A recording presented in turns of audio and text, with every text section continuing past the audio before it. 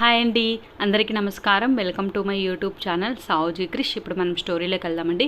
6వ యువకుడి కోరిక. అనగనగా ఓ రాజు, అతని దగ్గర ఓ మంత్రి. చుట్టుపక్కల ఆయన దయాదాక్షిణ్యాలతో నడిచే ప్రాంతాల నుంచి పన్నులు వసూలు చేయడానికి తన మంత్రిని పంపుతుంటాడు.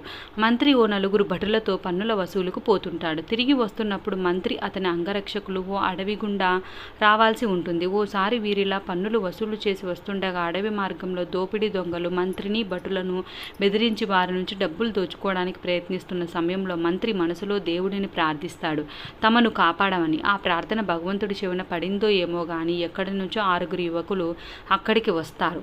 ఈ స్టోరీ ఫుల్ లింక్ నేను డిస్క్రిప్షన్ బాక్స్లో ఇస్తానండి. తప్పకుండా ప్రతి ఒక్కరూ వినాల్సినటువంటి ఒక మంచి మోరల్ స్టోరీ అండి. తప్పకుండా లాస్ట్ వరకు వినండి. అసలు 5 యువకులు ఏం కోరిక కోరుకున్నారో, 6వ యువకుడు ఏం కోరిక కోరుకున్నారో ప్రతి ఒక్కరు వినాలండి. చాలా బాగుంటుందండి స్టోరీ. తప్పకుండా లాస్ట్ వరకు వినండి. Thank you.